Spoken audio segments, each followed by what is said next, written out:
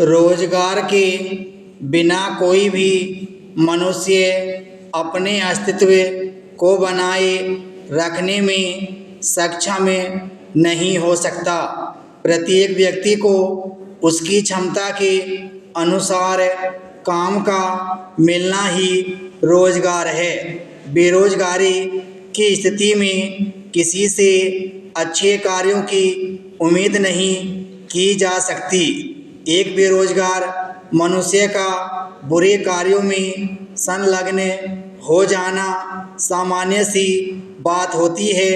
इस तरह सामाजिक प्रगति के दृष्टिकोण से भी सबके लिए रोजगार की व्यवस्था आवश्यक है। रोजगार के इन्हीं महत्वों को ध्यान में रखकर भारत सरकार ने राष्ट्रीय रोजगार गारंटी योजना की शुरुआत की थी, जिसे अब महात्मा गांधी राष्ट्रीय ग्रामीण रोजगार गारंटी योजना के नाम से जाना जाता है। यह अधिनियम ग्रामीण क्षेत्रों के प्रत्येक परिवार के एक वयस्क सदस्य को वर्ष में कम से कम 100 दिन के ऐसे रोजगार की गारंटी देता है जिसके लिए किसी विशेष प्रशिक्षण की आवश्यकता नहीं है। परिवार के वयस्क सदस्य यदि चाहें तो 100 दिनों के रोजगार को आपस में विभाजित भी कर सकते हैं। पहले प्रत्येक दिन के कार्य के लिए मजदूरी के रूप में ग्रामीणों को 60 रुपये की राशि का भुगतान किया जाता था, किंतु वर्ष 2009-10 के बजट में इसे बढ़ाकर 100 रुपये प्रतिदिन कर दिया गया। इस अधिनियम में इस बात को भी सुनिश्चित किया गया है कि इसके अंतर्गत 33% लाभ महिलाओं को मिले।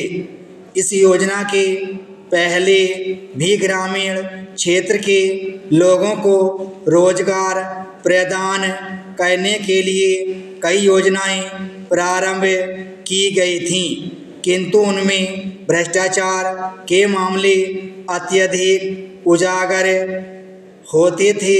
अतः इससे बचने के लिए रोजगार के इच्छुक व्यक्ति का रोजगार कार्ड बनाने का प्रावधान किया गया है। रोजगार के इच्छुक व्यक्ति को पंजीकरण के लिए ग्राम पंचायत के प्रधान के पास आवेदन जमा करना पड़ता है। ग्राम पंचायत जो रोजगार कार्ड जारी करती है उस पर उसकी पूरी जानकारी के साथ साथ उसकी फ़ोटो भी लगी होती है।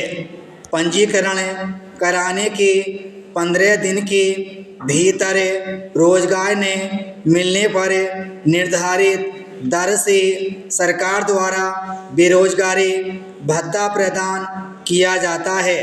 पंजीकृत व्यक्तियों को समय समय पर रोजगार की जानकारी पंचायत स्तर के अधिकारी द्वारा प्रदान की जाती है।